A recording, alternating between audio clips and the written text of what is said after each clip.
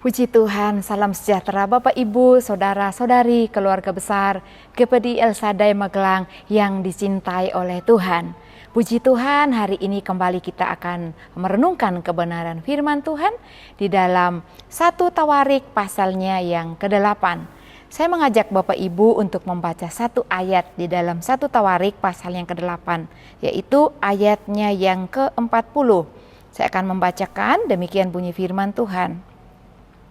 Anak-anak Ulam itu adalah orang-orang berani, pahlawan-pahlawan yang gagah perkasa, pemanah-pemanah, anak dan cucu mereka banyak, 150 orang. Mereka semuanya itu termasuk Bani Benyamin. Bapak Ibu, kalau kita melihat di dalam pasal 8 ini, yaitu daftar keturunan Benyamin, ada banyak sekali nama-nama yang dicatat di dalam pasalnya yang ke-8 ini.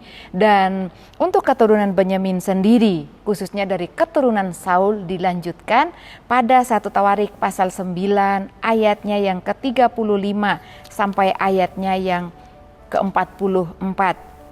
Nah Bapak Ibu, setiap ketika kita membaca generasi demi generasi, keturunan demi turunan dalam bangsa Israel, kita melihat bahwa ada banyak generasi-generasi istimewa yang Tuhan berkati di dalam keturunan bangsa Israel. Dan judul renungan kita pada hari ini adalah generasi istimewa. Di dalam suku bangsa Israel, setiap suku Israel memiliki generasi istimewa, baik suku Yehuda, suku Lewi, dan lain-lain. Bagi suku Benyamin juga diistimewakan karena kesetiaannya terhadap keturunan Daud. Bapak Ibu, ada banyak keturunan yang dijelaskan oleh firman Tuhan, tetapi kita akan belajar dua hal pada hari ini tentang kesetiaan suku Benyamin terhadap keturunan Daud.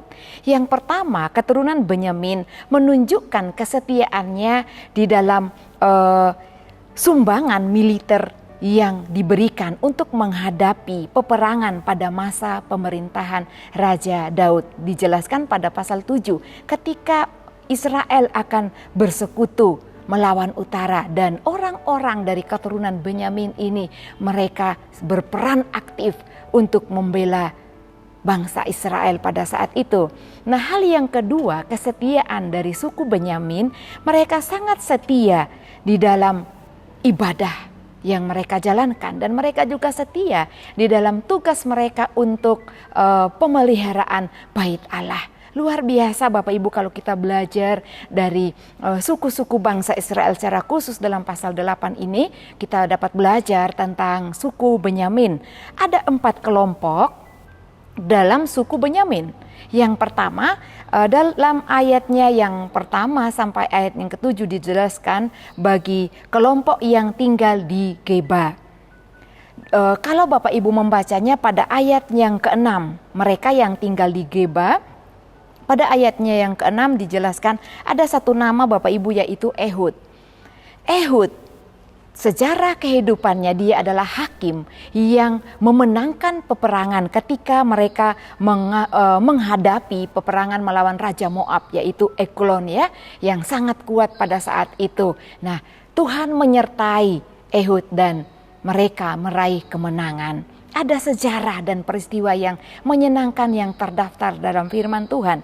Bapak Ibu dapat membacanya dalam Hakim-Hakim pasal 3 ayat 12 sampai ayatnya yang ke-27 tentang kisah peperangan dan kemenangan yang diraih oleh Ehud. Yang kedua yaitu kelompok yang tinggal di Moab. Dijelaskan pada pasal 8 ayat yang ke-8. Kita baca pasal 1 Tawarik 8 ayatnya yang ke-8. Saharai mendapat anak di daerah Moab sesudah diusirnya Husim dan Baara, istri-istrinya.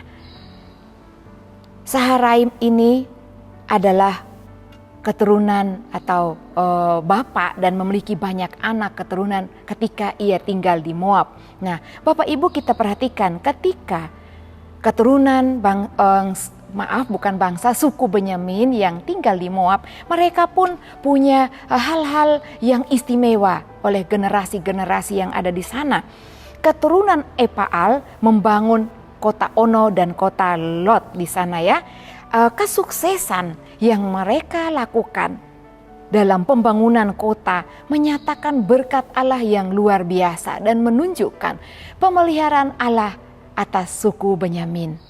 Kenapa Bapak Ibu? Karena mereka tetap setia kepada Tuhan. Dan kelompok yang ketiga dalam suku Benyamin yaitu mereka yang tinggal di Yerusalem. Dijelaskan pada ayatnya yang ke-14 sampai ayatnya yang ke-28 ya dalam pasal 8. Bapak Ibu, dijelaskan pada firman Tuhan bahwa mereka yang tinggal di Yerusalem, mereka pun memiliki peranan besar dalam pemulihan umat Allah. Luar biasa. Meskipun mereka memiliki kelompok dan hidup di tempat yang agak berbeda, tidak satu kelompok Bapak Ibu, tetapi mereka dapat melukis sejarah yang memuliakan nama Tuhan dan dapat kita pelajari sampai saat ini. Dan yang keempat, kelompok yaitu keturunan Raja Saul sendiri dijelaskan ya pada pasal 8 ini ayatnya yang ke-29 sampai ayatnya yang ke-40. Di sana ada beberapa nama yang kita sudah pelajari beberapa waktu lalu. Ada Yonatan yang sangat dikasihi oleh Daud dan juga Raja Saul dan berbagai macam yang dijelaskan oleh firman Tuhan.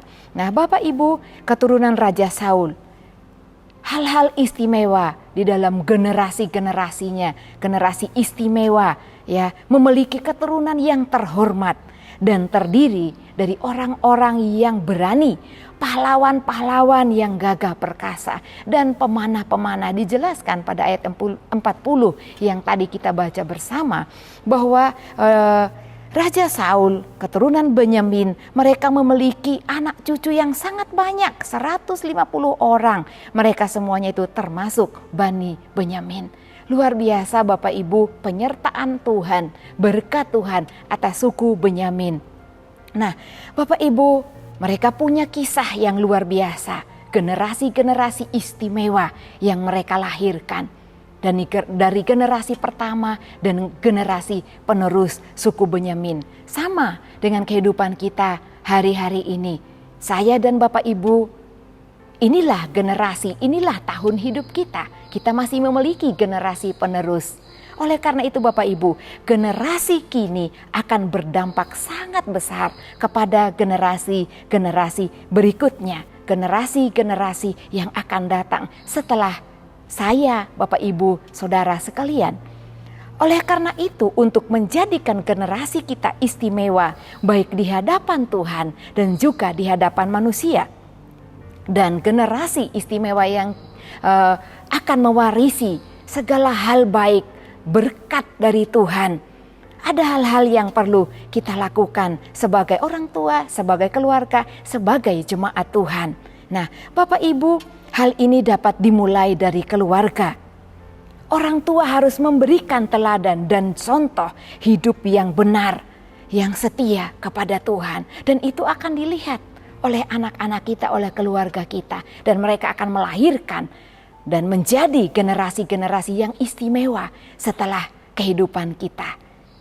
Yang kedua yang kita harus lakukan, anak-anak muda juga dapat memberi dampak kepada anak muda yang lainnya, menjadi generasi yang istimewa. Dan generasi berikutnya akan meneruskan hal-hal baik, dapat menjadi teladan di dalam perbuatan baik dan hidup takut akan Tuhan, mengasihi Tuhan seperti generasi keturunan dari suku Benyamin. Selanjutnya, dalam keluarga, mari kita tunjukkan sebagai orang tua, kita juga dapat memberikan teladan yang baik, integritas yang baik kepada anak-anak kita, ya, supaya hal itu dapat turun-temurun. Mereka akan bercerita kepada generasi mereka. Seperti inilah kakek nenekmu dulu. Mereka adalah kakek nenek yang setia kepada Tuhan. Mereka aktif di gereja. Mereka turut melayani Tuhan. Mereka suka memberi untuk Tuhan. Betapa luar biasanya Bapak Ibu. Mungkin kita tidak akan mendengarkannya lagi ketika mereka bercerita. Tetapi nama Tuhan kita dipermuliakan lewat kehidupan kita. Dan itu akan menjadi kesaksian bagi generasi-generasi kita seterusnya. generasi istimewa di hadapan Tuhan dan juga di hadapan manusia. Bapak Ibu yang dikasihi Tuhan, bagi orang-orang yang setia kepada Tuhan dan juga bagi orang yang mewariskan hidup kesetiaan, hidup takut akan Tuhan, mengasihi Tuhan sepenuh hati, dan juga dapat memberikan teladan yang baik dalam keluarga, dalam lingkungan gereja, di mana kita satu dengan yang lainnya berjemaat, saling memberkati lewat perbuatan baik yang kita lakukan dalam ibadah kita. Dan apa yang Tuhan lakukan bagi setiap kita, kita akan melihat janji firman Tuhan di dalam Ulangan 5 ayat 10. Ulangan 5 ayat 10. Kita akan baca firman Tuhan ini merupakan janji Tuhan buat saya, Bapak Ibu dan Saudara sekalian. Ulangan 5 ayat 10, demikian bunyi firman Tuhan. Tetapi aku menunjukkan kasih setia kepada beribu-ribu orang, yaitu mereka yang mengasihi aku dan yang berpegang pada perintah-perintahku. Perintah Tuhan kepada suku Benyamin dan seluruh bangsa Israel adalah jangan menyimpang ke kanan dan ke kiri. Tetaplah pelihara kesetiaanmu dan lakukan segala perintahku, kata Allah kepada mereka. Demikian juga firman Tuhan itu adalah warisan bagi kita semua untuk kita lakukan. Dan Tuhan berkata, Bapak Ibu saya baca ulang, aku menunjukkan kasih setia kepada mereka, kepada beribu-ribu orang, yaitu mereka yang mengasihi aku dan berpegang kepada perintah-perintahku. Puji Tuhan Bapak Ibu, kita adalah orang-orang yang mewariskan hal-hal baik bagi anak cucu kita, bagi keluarga kita, dan bahkan bagi orang lain yang bukan anggota keluarga kita, tetapi melihat perbuatan baik kita, kehidupan kita yang benar di hadapan Tuhan, terlebih tentang kesetiaan kita di hadapan Tuhan, mereka akan diberkati dan mereka pun akan bercerita tentang hal-hal istimewa yang ada di dalam kehidupan kita. Oleh karena itu, mari kita bersama-sama menjadi generasi yang istimewa sekarang ini, mewariskan kepada generasi berikutnya. Dan mari bagi setiap anak-anak muda dalam gereja GPI El Shaddai Magelang ini, bahkan seluruh saudara-saudara yang mendengarkan firman Tuhan ini, menjadi generasi istimewa di hadapan Tuhan, bahkan di hadapan manusia. Apa yang kita wariskan itu akan menjadi berkat turun-temurun, dan kasih setia Tuhan akan dicurahkan bagi kehidupan kita. Puji Tuhan, Tuhan Yesus memberkati. Haleluya. Mari kita berdoa bersama-sama. Bapa yang baik, kami mengucap syukur, kami berterima kasih ya Tuhan untuk kebenaran firman-Mu pada hari ini. Engkau Allah yang baik, Engkau Allah yang selalu mau membalas, memberkati setiap pekerjaan baik, perbuatan baik, kesetiaan kami kepadamu di dalam melakukan firman-Mu. Terima kasih Tuhan, Engkau sendiri yang akan memberkati setiap kehidupan kami, dan Engkau juga yang menguatkan, memimpin kami untuk sukacita dan setia melakukan firman Tuhan dalam segenap hidup kami. Mengucap syukur Tuhan buat jiwa keluarga GPI El Shaddai Magelang yang memuliakan-Mu Tuhan. Dari hati keluarga GPI El Shaddai Magelang bergembira karena Tuhan Allah Juru Selamat yang Maha Kuasa telah melakukan perbuatan-perbuatan besar kepada keluarga besar GPI El Shaddai Magelang. Dan nama-Mu adalah kudus, rahmat-Mu turun-temurun atas keluarga GPI El Shaddai Magelang yang takut akan Engkau. Terpujilah Engkau ya Allah kami, Allah yang kami sembah, di dalam nama Tuhan Yesus Kristus. Haleluya. Amin.